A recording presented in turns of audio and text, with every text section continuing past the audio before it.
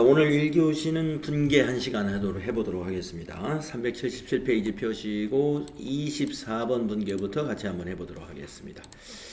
자, 24번이 어떤 내용인가 한번 읽어보겠습니다.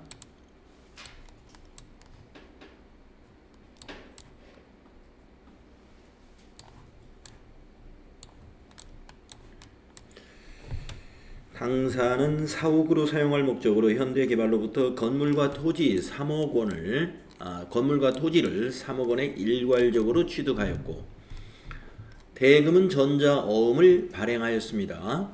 네, 이런 경우 좀 주의해야 돼요.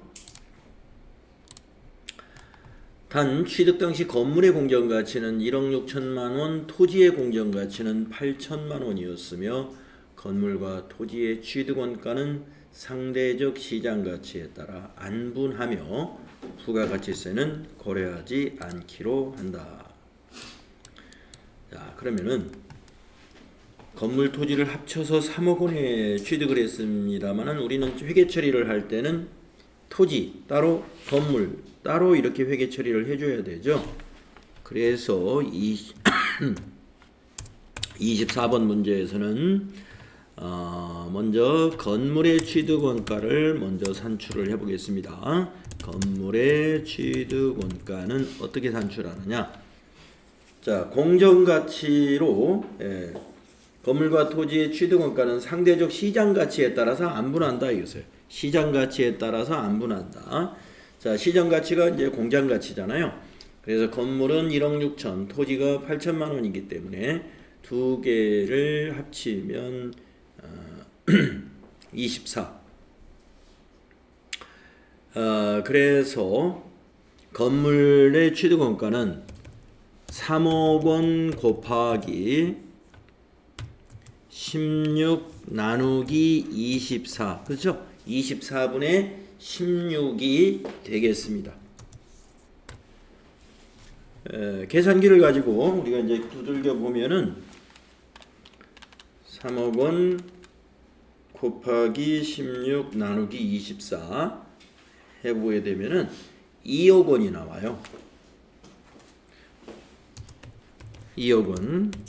그러면 나머지 1억 원이 토지분이다 하는 것을 우리가 알 수가 있게 되는 거죠. 빼면 되니까. 예.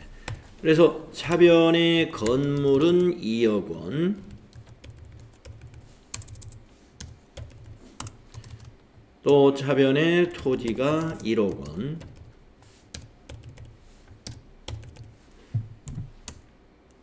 대변에 어음을 발행했다고 해서 모두가 다 지급어음이 아니고요.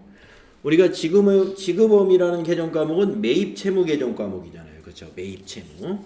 매입채무라는 것은 재고자산을 매입했다는 이야기입니다. 근데 이거 본사 사옥은 재고자산이 아니죠. 유형자산이에요. 그렇기 때문에 미지급금으로 회계 처리합니다.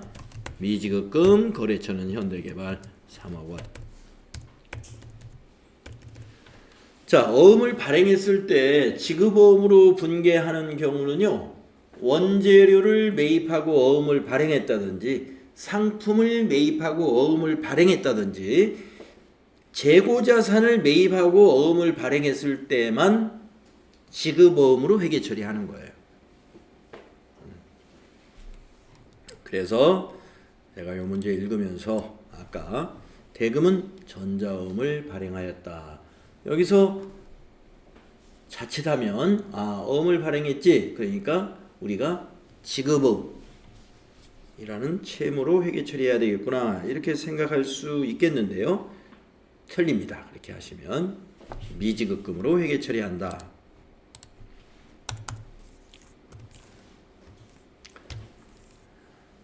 다음은 25번으로 가보겠습니다. 제품 창고 건설을 위하여 건물이 있는 부지를 구입하고 동시에 건물을 철거했습니다. 건물이 있는 부지의 구입비는 1억 원이며 한국은행 보통예금 계좌에서 이체하고 철거 비용 500만 원은 현금으로 지급했습니다. 네, 내용이 그렇죠. 자, 창고를 지으려고 토지를 구입했어요. 건물이 있는 토지. 근데 그 건물은 철거한다 이거죠. 새로 창고를 지을 거니까. 그러면 그 철거 비용은 토지의 취득 원가에 포함시킵니다. 그래서 분계가 어떻게 되느냐? 차변의 토지 취득 원가는 105,000,000. 대변은 보통예금 한국은행이 105,000,000 이렇게 되더라 하는 거죠. 네, 잘 기억하세요. 건축을 하려고 부지를 매입했는데 그 부지 안에 어떤 건물이 있었어요. 그 건물을 철거시키고 건축공사를 할 거란 말이에요. 그러면 그 철거하는 비용도 토지의 그 부지의 취득 원가에 가산한다는 거 알고 계시면 되겠습니다. 보통예금이 틀렸네요. 보통예금은 1억 원이고 500만 원은 현금 지급했으니까요. 대변에 현금 500만 원 구분해야 되겠습니다.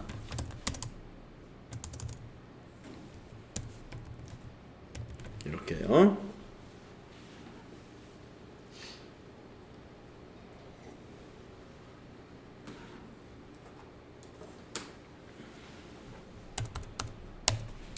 다음은 26번 문제 가보겠습니다.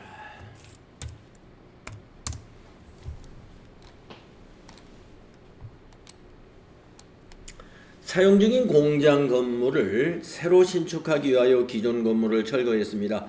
철거 당시의 기존 건물의 취득 금액과 감가상각 누계액자료는 다음과 같습니다. 자, 이 경우는 말이죠. 기존의 우리 건물을 철거한 경우입니다. 자, 사용하던 건물을 철거하는 경우 처분으로 회계 처리하면 됩니다. 처분으로 회계 처리하는 것과 똑같아요. 자, 어떻게 한다는 얘기냐? 우리가 감가상각 누계액이 어떻게 됩니까? 감가상각 누계액은 건물 없어졌으니까 차감 계정이니까 그것도 없애줘야 되죠. 철거 당시에 감가상각 누계액 8천만 원 차변에 없애줍니다.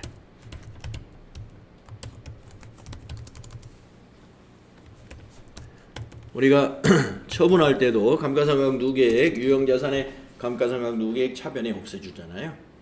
그리고 대변에 건물의 취득원가로 또 이제 없애주죠. 1억 원 취득원가 1억 원 없애주죠.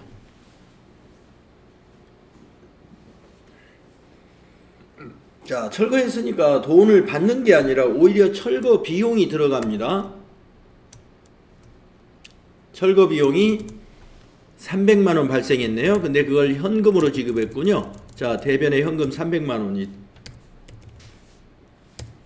감소하죠. 그러면 요 300만 원 포함해서 대변의 합계는 1억 300이요. 차변이 8천만 원이잖아요. 그러면 이 차액 금액이 얼마냐면 2,300이죠. 그쵸? 2,300. 이 2,300은 처분에 관련된 비용 처리합니다. 그래서 유형자산 처분 손실 2,300만 원.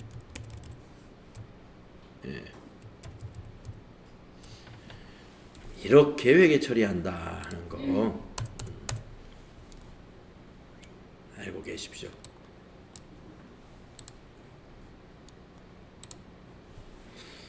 아까 철거 비용 500만 원은 우리가 창고를 건설하려고 그 토지를 구입했는데 그 토지에 우리가 사용하지 않을, 그러니까 쓸데없는 건물이 있었단 말이에요. 사용하지 않을 건물. 그걸 철거한 거니까 우리 회사의 유형자산이 아니었어요. 그러니까 그거는 그냥 그 토지의 취득원가에 그냥 포함시키는 거고 우리가 취득하면서 철거한 거는. 지금 26번은 사용하던 건물이 노후화돼 가지고 이걸 철거하고 새 건물을 지으려고 철거한 거예요. 그거는 처분한 걸로 회계 처리해 줘야 된다 이거예요. 처분 회계 처리는 차변의 감가상각 누계액 오는 거 아시고 대변의 유형자산의 취득원가로 대변에 기록하죠. 그리고 이제 실제로 처분했다면 이제 차변에 돈 받은 거 보통예금이라든가 현금이라든가 이게 들어오겠지만 이건 받은 게 없는 거죠. 우리가 처분했기 때문에. 그래서 그 장부금액만큼을 유형자산 처분 손실로 인식하면 돼요. 그런데 장부금액은 2천만 원인데 왜 2,300이냐? 철거 비용 300만 원이 또 들어갔어요. 그래서 그 철거 비용까지 모두 유형자산 처분 손실이 되는 것이다. 네, 이렇게 설명할 수 있습니다. 이해되셨죠? 자, 그 다음에 27번을 보도록 하겠습니다.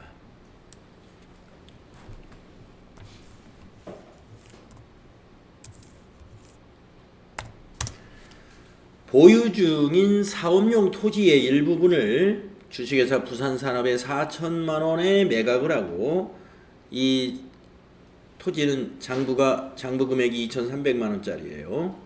대금은 부산산업의 전기월 외상매입금 1,500만 원과 상계 처리하고 잔액은 한국은행 보통예금에 입금이 되었다. 자, 토지 팔아가지고 외상매입금 상계 갚고 나머지만 돈 받았다 이 말이에요. 우리하고 거래 관계에 있는 회사 부산산업이라는 회사가 있는데 부산산업에다가 우리의 사업용 토지를 팔았어요. 팔고 대금은 4천만 원에 팔았는데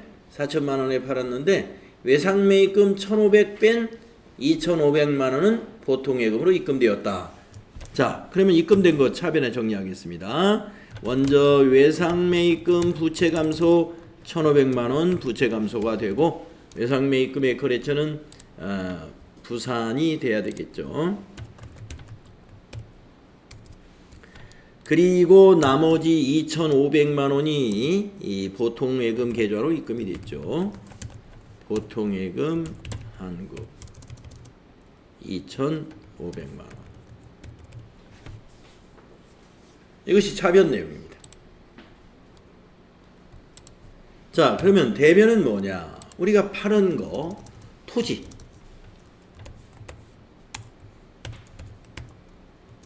(2,300만 원짜리를) 파는 거예요.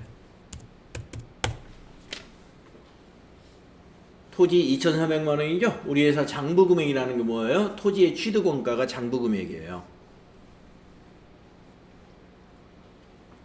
토지는 감가상각 자산이 아니니까 감가상각 누계액을 정리할 필요가 없는 거죠. 토지는 감가상각하는 자산이 아니니까.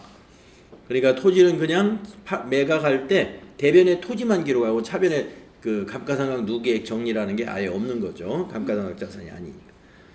자, 그러면 이제 차이를 보세요. 차변은 4천만 원, 대변은 2,300만 원. 자, 2,300만 원짜리를 4천만 원에 팔았기 때문에 유형자산 처분 이익이 발생하는 거죠. 사업에 사용하는 토지니까 유형자산이에요. 유형자산. 만약에 여기서 사업에 사용하는 토지가 아니고 투자용 토지의 일부분을 이렇게 말을 했다면 투자 부동산이에요. 네? 아시겠죠? 토지는 투자용 토지가 있을 거고 사업용 토지가 있을 거란 말이에요. 사업용 토지라는 것은 유형자산으로 분류하는 것이고 투자용 토지다라고 했다면 투자용 토지는 투자 부동산이라는 개정 과목이에요. 자, 이거는 사업용 토지이기 때문에 유형자산 처분 이익이 된다 이거. 유형자산 처분 이익.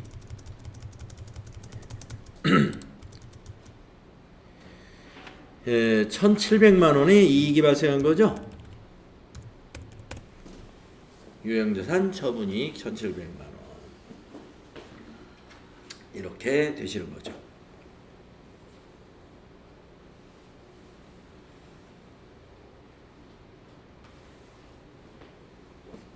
자, 다음 20 28번을 한번 읽어보겠습니다.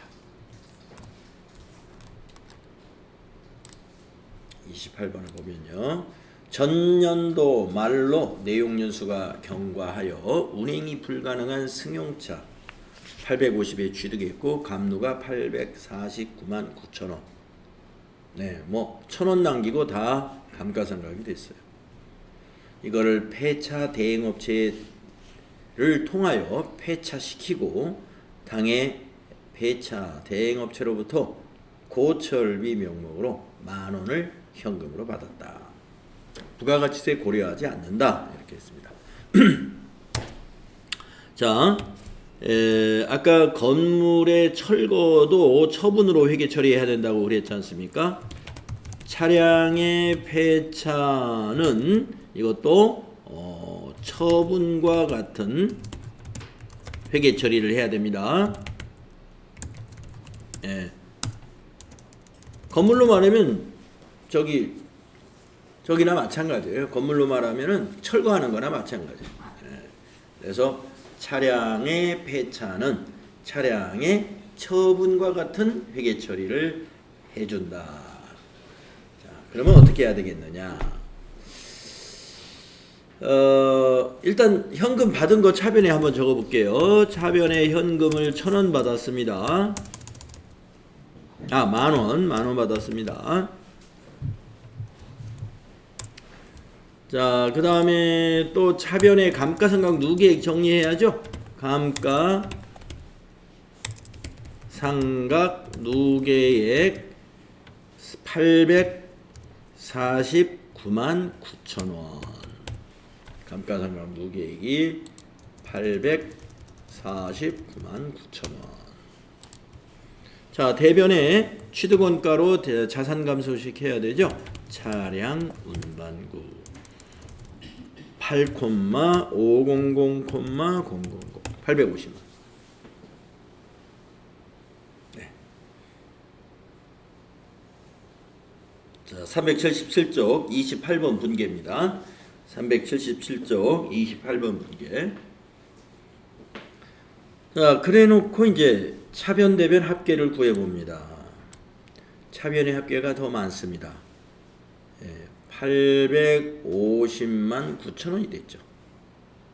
850만 9천원 차변이. 대변은 850. 자, 9천원이 이익이 발생했어요. 9천원 이익. 유형자산 처분 이익이다 이거죠. 처분처럼 회계 처리하는 거기 때문에 유형자산 처분 이익을 9천원으로 인식해 주면 돼요. 장부금액 1,000원이었던 차량을 고철비 명목으로 10,000원 받고 처분한 것처럼 회계 처리가 일어나는 거죠.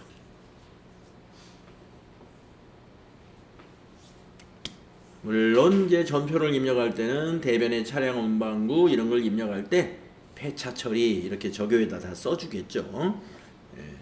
그래야 폐차인지 처분인지 확실히 알 수 있으니까. 네, 그래서 건물의 철거, 사용하던 건물 철거, 건물의 처분으로 회계 처리하라. 또 사용하던 차량을 폐차시킬 때 차량의 처분으로 회계 처리를 해주면 되겠습니다. 다음에 29번을 보도록 하겠습니다.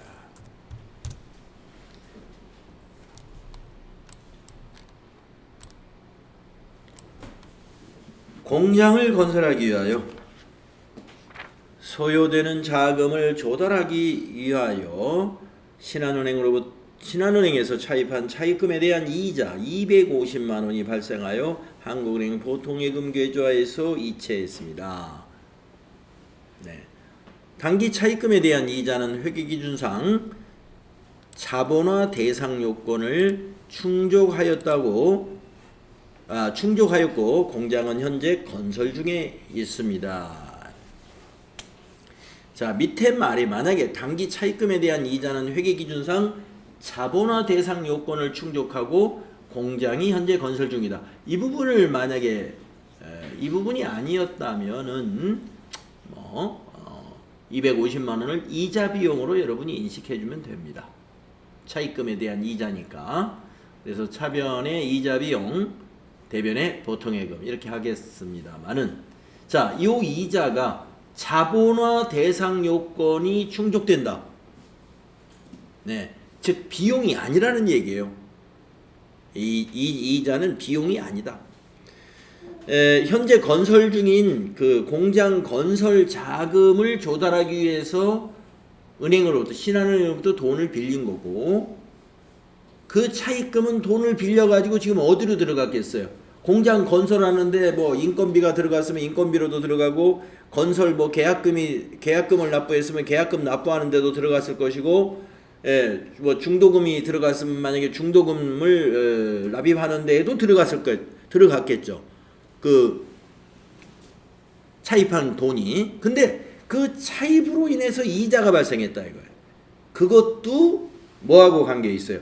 이 공장 건설과 관련이 있다. 그래서 이것을 우리는 공장 건설과 관련된, 거기에 투입된 자금에 대한 차입 이자는 우리가 회계기준상 자본화 대상 요건이 충족되는 차입금 이자라고 보는 거예요. 그것은 우리가 자산 처리합니다.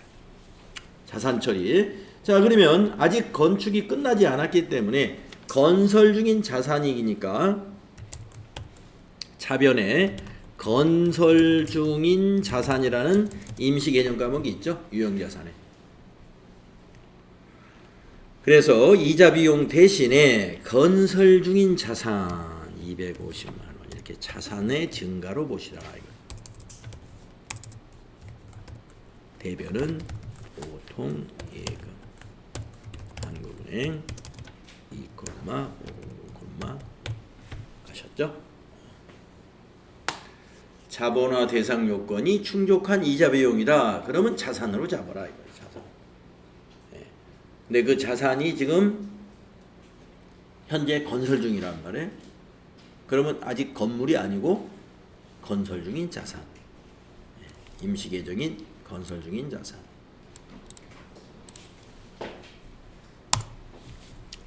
자, 다음 장으로 넘어가서요. 이 30번을 읽어보겠습니다.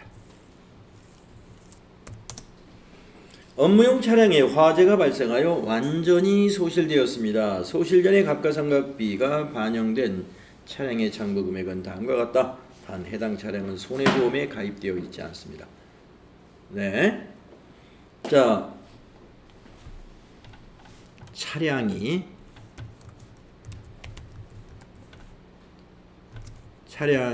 화재 발생으로 소실된 경우에도 처분으로 회계 처리한다.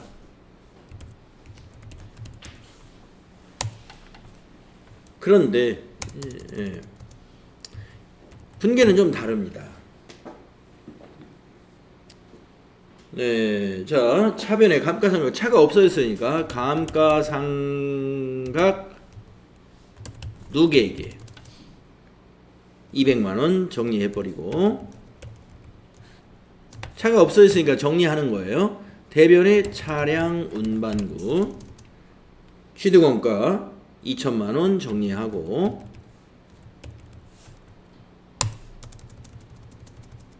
자, 우리가 만약에 폐차를 시켰다든가 이랬을 때는 요 장부금액 1,800만원을 유형자산 처분 손실로 처리하거든요.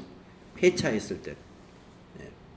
우리가 폐차시켰으니까. 그런데 이거는 화재가 난 겁니다.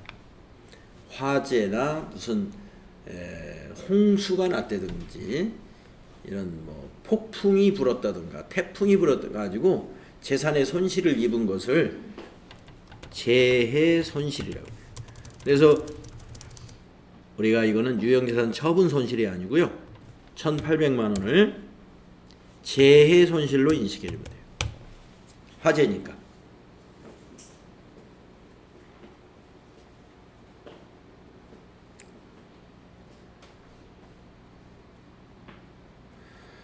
그래서 그 폐차하고 다른 점입니다. 폐차는 그냥 그 장부 금액을 우리가 유형자산 처분 손실로 이렇게 인식을 해야 되는데 지금 이게 화재 발생 시에는 재손실로 간다. 이것이 차이가 있겠습니다.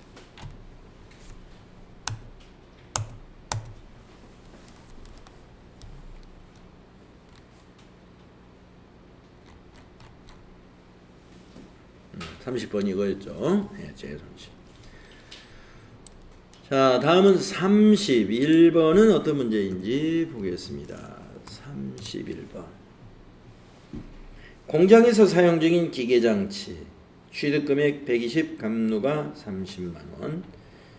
기계장치가 진부화되어 손상차손을 인식하려고 한다. 순공정가치는 40만원이고 사용가치가 50만원이다.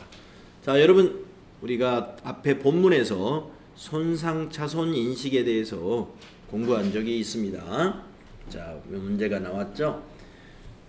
순공정가치와 사용가치 중에서 큰 것을 적용한다. 요 두 개 중에서 맥스를 적용한다. 이거 기억나시는지 모르겠어요. 큰 값, 즉 사용가치를 적용합니다. 자, 사용가치를 뭘로 봐야 돼요? 이것을 장부금액으로 바꿔주는 거예요. 사용가치를. 네. 자, 그러면은 지금 현재 공장의 기계가 장부금액이 어떻게 되냐면은 취득금액 120만원에서 감루 30만원을 빼면 90만원인 거죠. 현재 장부금액이 90만원입니다. 그런데 진부화에 따라서 손상차손을 인식해가지고 사용가치에 맞춰줘야 되겠다 이런 얘기예요. 그러면 40만원을 자산 감소를 시켜야죠. 그 40만원을 우리는 손상차손으로 인식합니다. 그래서 손상차손은 비용이거든요. 영업의 비용. 그래서 차변에 유형자산 손상차손 40만원 줄여주고 비용 발생하고요. 대변에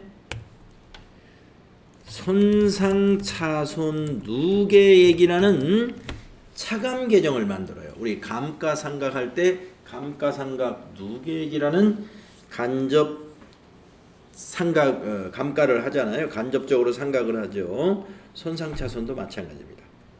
손상차손 누계액 기계장치의 차감 계정으로 코드 하나 만들어 가지고 자산 감소를 이렇게 간접적인 방법으로 감소시킨다.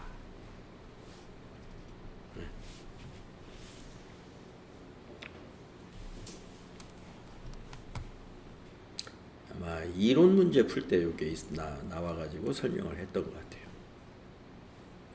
본문 공부할 때 이게 예제가 없어가지고 우리가 그랬던 것 같습니다.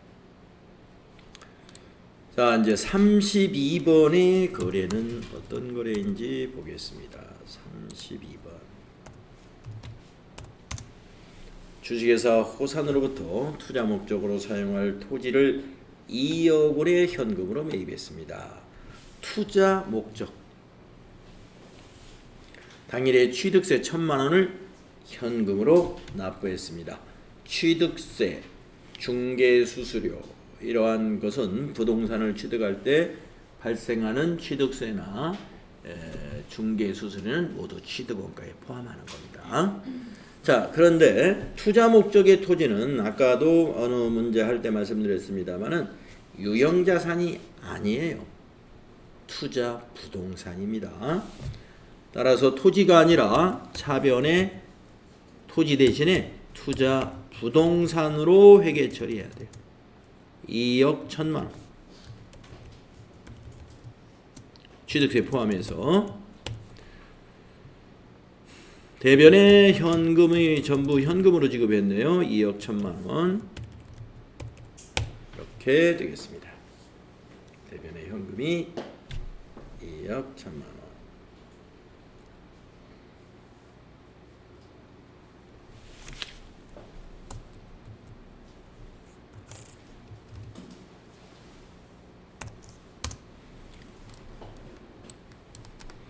다음은 33번 볼까요? 아진상사의 투자부동산, 투자부동산 1억 9천만 원, 이거를 2억 5천만 원에 매각하면서 대금을 어음으로 받았습니다. 자, 아까 뭔가를 유형자산을 뭔가 매입하고 어음 발행했을 때 지급어음이 아니라 그 미지급금이라고 했잖아요. 지금 이 경우도 마찬가지입니다. 자, 우리가 그동안에 이제 만약에 어음을 이렇게 대금을 어음으로 받았다, 전자어음으로 받았다 그러면 다 받을 어음으로 회계 처리하는 것만 문제를 우리가 풀어봤습니다. 왜 그랬냐면은 상품을 매출하고 또는 제품을 매출하고 어음을 받았기 때문에 받을 어음이었죠. 근데 이번에 받은 어음은 투자부동산 처분하고 받은 거예요. 뭐 유형자산을 처분했어도 마찬가지. 재고자산 처분, 판매하고 받은 것이 아니면 받을 어음이 될 수가 없습니다. 그래서 개정 과목은 이건 받을 어음이 아니고 미수금으로 해야 돼요. 아진상사를 거래처로 하고 2억 5천만 원 미수금. 대변에는 투자부동산을 처분한 거죠. 투자부동산 1억 9천만 원짜리. 아진상사에다가 투자부동산 1억 9천만 원 전부를 2억 5천만 원에 매각했어요. 그러면 1억 9천만 원짜리를 2억 5천에 팔았으니까 투자부동산 처분 이익이 나왔네요. 투자부동산 처분 이익, 우리 유형자산 처분 이익과 같은 개념으로 투자부동산 처분 이익도 영업의 수익입니다. 6천만 원이죠. 투자부동산 처분이익 6천만 원 이렇게 인식하시면 돼요.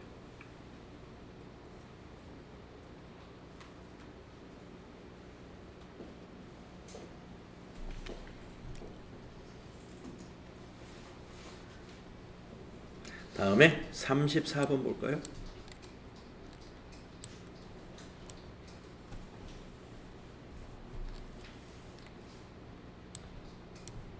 네. 34번이 어떤 문제인가 읽어볼게요. 당사와 동일 업종을 영위하는 강진기업을 매수 합병하고 회사를 하나 인수했다는 거죠. 합병대금 1,200만 원은 우리은행 앞 당좌수표를 발행하여 지급했습니다.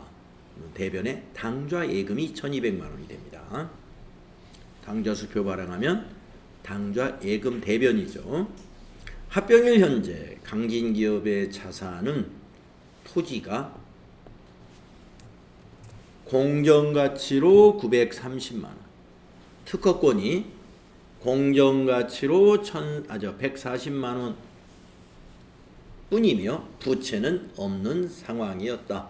그러면 이 회사, 우리가 인수한 강진기업의 시가는 얼마짜리라는 것이냐 하면은 930에다가 140을 더하면 1,070짜리 자산이 있는 기업입니다. 그럼 순자산이 1,070이잖아요. 부채 없이. 그럼 우리가 1,070을 강진기업에 지급하면 돼요. 근데 1,200을 지급했습니다. 1,200을. 자, 그 차이는 우리가 영업권이라는 무형자산으로 인식해 주면 됩니다. 자, 정리를 해보겠습니다. 자, 차변에 토지가 930만 원이에요. 우리가 인수할 때는요, 장부금액으로 인수하는 게 아니에요. 시가로 인수하는 거예요. 공정가치로. 또 차변에 특허권 140만 원. 공정가치로 합병이야 인수하는 겁니다.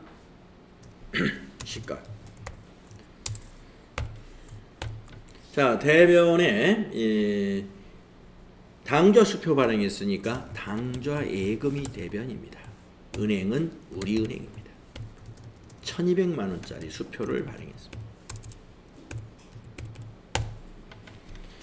자, 그래서 나머지 이 1070과 1200의 차이 130이었죠. 그래서 130이 영업권이다 이거예요. 여러분들 우리가 무형자산의 개정 과목을 정리할 때 영업권에서는 무엇을 강조해 드렸냐면 자체적으로 인식할 수 없다. 영업권은 합병 시에만 인식한다. 내부 창출 영업권은 없다. 이렇게 정리했었습니다. 내부 창출 영업권이 없는 것이다. 지금 34번은 내부 창출한 게 아니라 합병할 때 공정가치보다 더 많은 대가를 지불했단 말이에요. 그것이 영업권인 거예요. 그 차이가.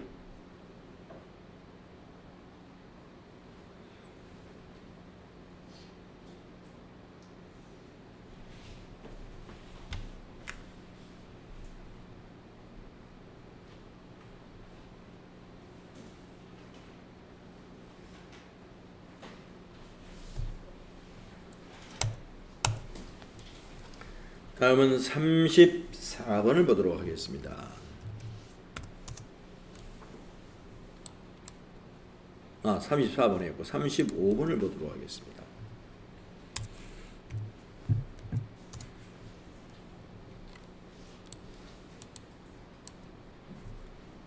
당사는 단기매매증권으로 분류되는 주식회사 청하의 주식 5,000주를 한 주당 만원에 매입하였다. 단기 매매증권으로 분류한다고 알려줬어요. 매입 수수료는 매입가액의 1%이고 매입 관련 대금은 모두 현금 지급했다. 자, 차변의 단기 매매증권은 얼마로 인식해야 되느냐? 매입한 가격 5,000주 곱하기 만원 5천만원. 자, 수수료가 매입가액의 1%다. 단기 매매증권의 수수료는 취득원가가 아닙니다. 수수료 비용이라는 영업의 비용 900번대, 여기서 800번대로 절대 하면 안 돼요. 투자 활동에서 발생하는 수수료는 영업의 비용 900번대의 영업의 비용으로 비용 처리합니다. 자, 1%니까 50만 원 발생했다는 건가요? 5천만 원의 1%는 50만 원 맞죠?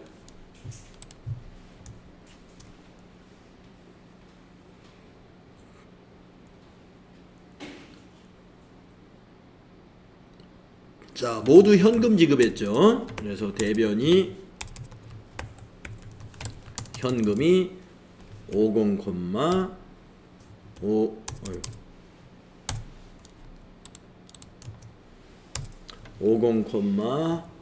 50,000,000이 되는 거죠.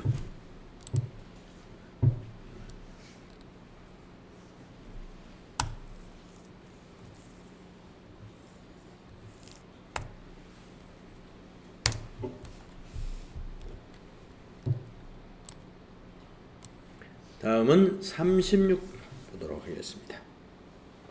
업무용 차량 구입 시 법령에 의하여 액면금액 100만원의 공채를 액면금액의 현금으로 매입했습니다. 다만 공채 매입 당시에 공정가치는 75만원짜리예요. 이렇게 평가가 되는데 단기 매매증권으로 분류한다 그랬습니다. 자, 차변의 단기 매매증권으로 얼마를 인식해야 되느냐? 공정가치로 꼭 인식하세요. 75만원. 75만원으로 인식해야 됩니다. 공정가치로. 자, 그런데 대변에 현금은 얼마가 나갔느냐? 현금이 100만원이 나갔어요. 액면가로 지불했어요. 왜 시장의 거래 가격은 75만 원인데 우리가 100만 원이라는 액면가로 대가를 지급했느냐? 법에 의해서 차량 구입할 때 공채를 법률에 의해서 100만 원어치 액면가 100만 원어치를 매입하도록 돼 있어서요. 예. 그러니까 채권 시장에서 산 게 아니고 무슨 뭐 도로공사라든가 이런 채권을 말하는 거예요. 그러면 우리가 지금 25만 원을 더 비싸게 이 채권을 구입했다 이 말입니다. 공채를. 그러면 왜 25만 원을 우리가 더 지불했어요? 예. 업무용 차 구입하는 바람에. 예, 이유가. 그러면 업무용 차의 취득원가로 봐야 되겠네요. 그렇죠. 그래서 그 사유가 업무용 차 때문이다. 취득 때문이라 차량 운반구가 되는 거예요. 차량 운반구 취득원가로 25만 원을 인식해줘야 된다 이 말이에요. 네. 법령에 의해서 채권을 구입하는 경우 법인이 법령에 의해서 채권을 구입하는 경우 액면가로 삽니다. 액면가로.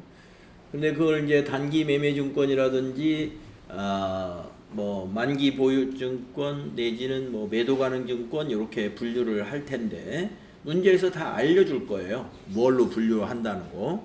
그건 이제 분류해 놓으시고 액면가보다는 공정 가치가 항상 작을 겁니다. 그러면 그 차이를 해당 자산의 취득원가로 보면 된다. 요거 꼭 기억 잘 해두세요. 37번 또 보겠습니다. 똑같은 문제 같아요. 36번과 37번이 성격이 같은 문제입니다. 공장 건설을 위한 토지를 매입하면서 법령에 의하여 액면금액 200만 원의 공채를 액면금액의 현금으로 매입하였다. 공채의 매입 당시 공정가치는 175만 원으로 평가가 되며 단기 매매증권으로 분류한다. 성격이 똑같죠. 차변의 단기 매매증권은 공정가치로 인식한다. 대변의 현금은 200만원 액면가로 구입했다. 25만원은 토지의 취득원가로 인식해야 된다.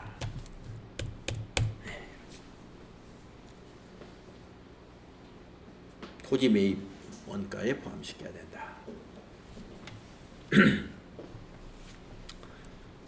네, 38번까지 하고 쉬겠습니다.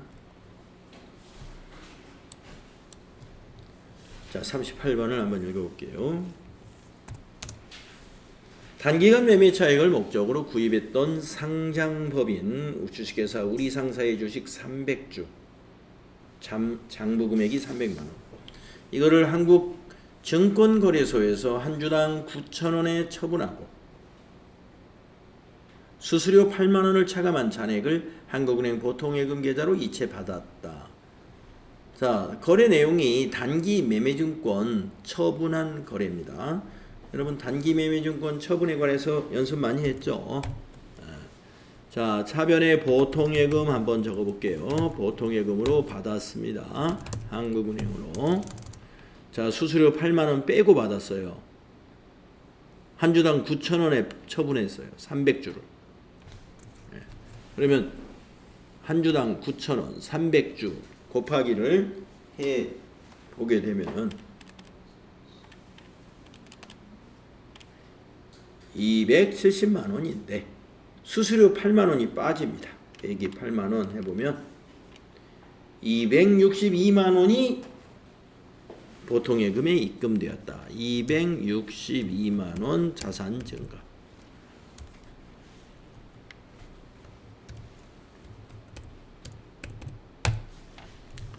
대변에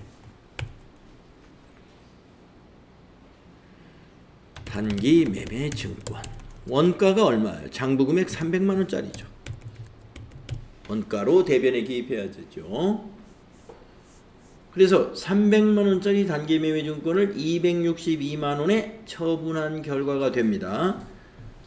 우리가 단기 매매 증권이든 무슨 뭐 매도 가능 증권이든 간에 처분할 때 수수료는요, 비용 처리를 별도로 안 하고 처분 손실이 발생하면 처분 손실에는 가산하고 처분 이익이 발생하면 처분 이익에서는 차감한다. 이 사실을 알고 있어야 돼요. 처분 손실에는 가산하고 처분 이익이 났으면 거기서는 차감한다. 처분 손실에는 가산하고 처분 이익에서는 차감한다. 수수료를. 그렇기 때문에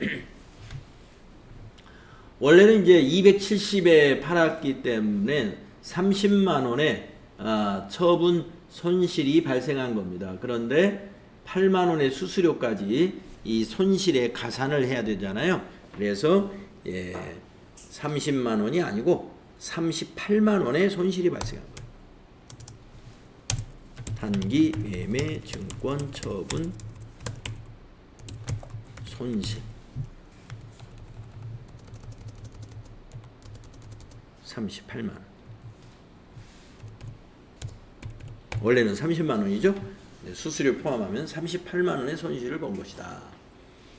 이와 같이 단기 매매 증권은 취득할 때 수수료는 수수료 비용으로 별도로 처리합니다. 처분할 때 수수료는 수수료 비용 처리하면 안 됩니다. 처분 손실에는 가산하고 처분 이익이 났으면 이익에서는 차감시켜주면 맞게 돼 있어요. 지금 그렇게 한 거예요. 자, 그래서 오늘 분기 연습 중에서는 우리가 앞에서 이미 알고 있었던 내용도 있었고 또 새로운 사실을 알게 되는 그런 거래 내용도 있었습니다. 자, 다음 내일이죠. 내일은 39번 39번부터 분기 연습하기로 하고 다음 시간에는 다시 실무 수행으로 넘어가도록 하죠. 쉬었다가 하겠습니다.